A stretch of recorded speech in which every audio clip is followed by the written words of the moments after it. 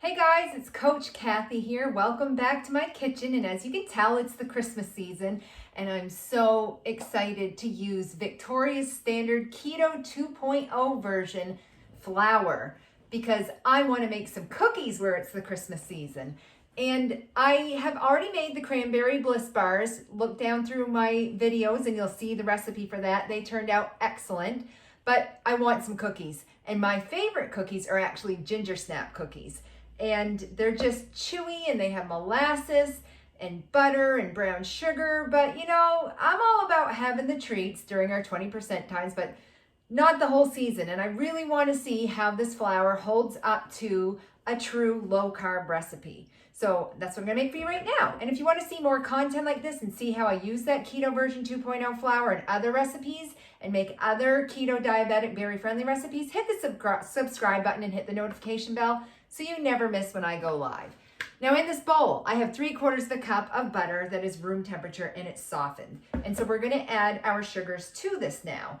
And instead of regular sugar, we're going to use 1 cup of sugar substitute. And I'm using the Lakanto monk fruit erythritol blend. This is 1 cup of the white. And this measures cup for cup for sugar, just like her flour measures cup for regular flour. And then we're going to do 1/4 of a cup of brown sugar if we were making this with the real stuff. But I'm again using Lakanto. This is their golden. This has that chewy molasses texture and flavor when it cooks up. It's great. And we're going to add that in there. And then we're going to add some molasses. So here's where we divert. I'm sure some of you are going to let me know in the comments, and I hope you do, of a good molasses substitute. But I'm willing to, now that I'm in maintenance especially, not worry about 1/3 of a cup of molasses spread out through 48 cookies or more. So for me, it's worth the carbs to have that flavor. You can maybe cut it half and half with something a little less carby like blackstrap molasses. I'll leave that up to you. You let me know down in the comments. I'm sort of thinking maybe like sugar-free honey half and half with this might be okay. But for right now, I'm okay with it. It's going to provide some moisture and definitely that unmistakable molasses flavor. Pro tip, spray your measuring cup with some cooking oil first, and it's going to help this molasses slide right out. And we need 1/3 of a cup of it. I should have turned this upside down because it's going to come out slower than molasses uphill in January. It's a saying around here. And it's looking like I used the 1/4 of a cup measuring spoon. I did. And I think we're going to get just 1/4 of a cup. If we have some overfill, then that's okay. But that alone is going to save me some carbs because I'm almost out of molasses. But before we add the egg, I do have to blend this, and I have to blend it for 2 minutes. That's going to be super boring, so I'm going to go ahead and do that right now, and we'll be right back. And through the magic of television, we're back. This is nice and fluffy. And I've beaten it up also with 1 large room temperature egg. Now we're going to add our dry ingredients, and we're going to start with 1/2 teaspoon of salt. And I was using unsalted butter. If I was using salted butter, I might reduce this by 1/4 teaspoon, but I didn't. So we're going to put the whole thing in. And then we have 2 teaspoons of baking soda, 2 whole teaspoons. And I forgot to get my baking soda. Hang on. And I'm grab my baking soda, so we're going to put that in right now. This is 2 whole teaspoons, and as I said earlier, this is going to interact and have a chemical reaction with the molasses. And this is what helps give this cookie a really distinctive chew and kind of a snap, hence the name Gingersnap. Okay, so then we have a whole teaspoon of cinnamon, which is the forward flavor. 1 whole teaspoon of cinnamon. Ginger is the forward flavor, but because this does have cinnamon, and right now I'm going to add 1/4 teaspoon of cloves, which I love, it does give it a little bit of gingerbread vibes. So if you like gingerbread, but you've never had ginger snaps, you're probably going to love it. Let's see here. This has 1.5 teaspoons of ginger, so quite forward with the ginger, and I'm just using powdered ginger here. 1 teaspoon and 1/2 teaspoon. Yum, yum. And this is what's going to make it smell awesome. And now to this, It's time to add Victoria's Standard Keto version 2.0 flour. I just made a whole new batch because we're going through this like crazy, trying all the recipes. We did the America's Test Kitchen biscuits this morning, or this afternoon I should say, and had it with our chili for lunch. Phenomenal recipe. The flour really works well with this. She says you should massage the bag right before you measure it, just to make sure all of these ingredients are incorporated. And if you haven't seen how to make this, I'm going to link Victoria's page down below so she gets full credit. And I'm also going to link me making this for you so you can see it as well. And you can see just exactly what goes in it and where to get everything and how much and how to do it. There is a little bit of a process to it, but it's actually super easy once you have everything. So this is 2 1/4 cups. And again, we don't press this in. We just lightly put it in and scrape off the top. So there's 1. Lightly put it in, scrape off the top for 2. And then I do know my 1/4 cup has the molasses in it. So I'm going to use my 1/3 cup and just not go all the way. And 1/4. Okay, so this does need to get mixed together. Okay, so I have this all beat together. It looks, smells, and tastes amazing. I actually tried a little bit just to see, and I'm so optimistic based on how good this batter tastes. I can really taste the molasses and the ginger and the little bit of finishing of the salt.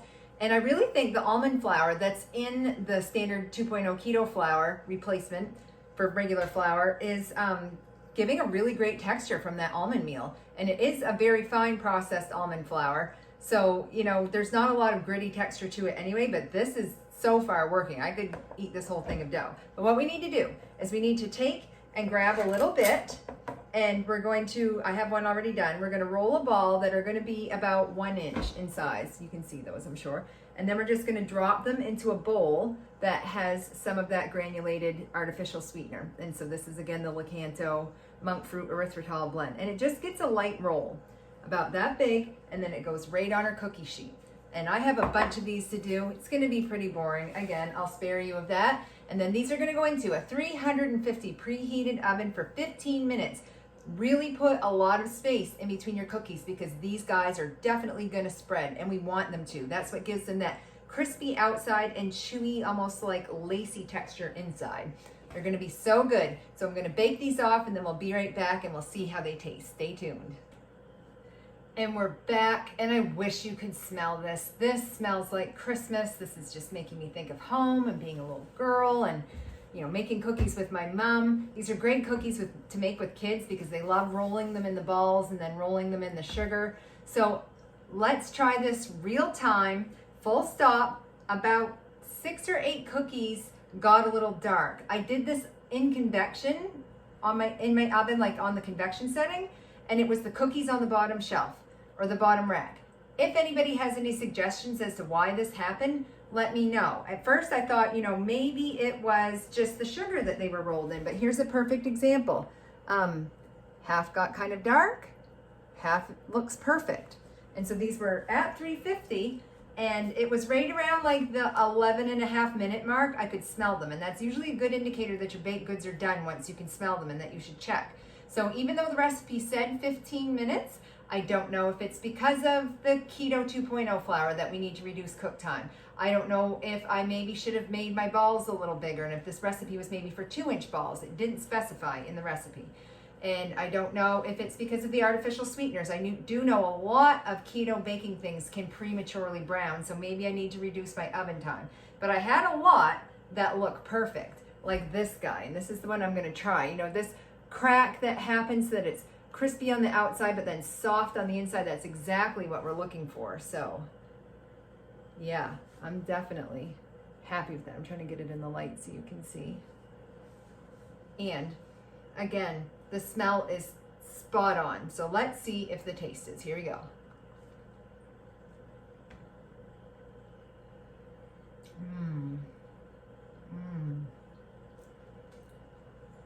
They taste amazing, but they do seem a tiny bit underdone on the inside. So, I mean, like just minimally. Like I think they did maybe need that 1.5 more minutes. So this is leading me to believe that my oven was too hot. And that could be the problem with all of this. And sometimes that happens when you use the convection setting. So I should have known better, knowing it was a new recipe. I should have just done one test batch, but you know, I'm impatient if nothing else. So I will say though, here's what I love about this. I will absolutely make these again. You should too. Just do a dozen at a time. This made like 2.5 dozen. So that 1/4 cup of molasses throughout all of these cookies, it's worth it to me. I'm assuming it will be worth it for you too. I mean, that's some minimal carb exposure there for maximum flavor and maximum texture.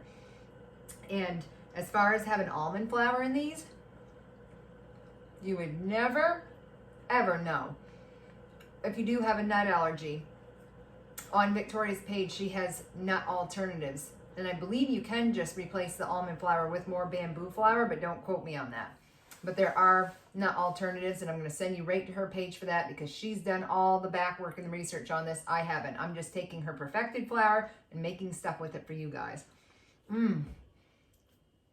I don't even mind the texture, and these are still super warm too, so as they cool, they might actually harden a little bit more.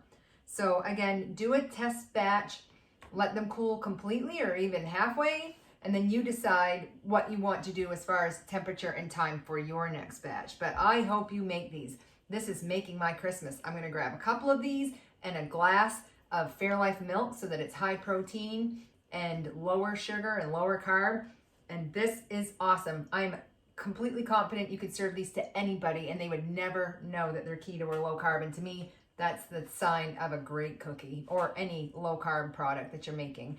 So let me know in the comments down below if you plan on making these, if you want to see anything else for me to make with the standard Keto 2.0 flour. I know some of you had mentioned Mexican wedding cookies, but they have so much powdered sugar in them that I find that can get off-putting, and they have that cooling menthol effect. And so I'm just not a fan. If you guys know of a better alternative to powdered sugar than what I was using, let me know. I do have a dog, so xylitol is out. Like, I just will not use xylitol recipes in my house at all because I do have a dog.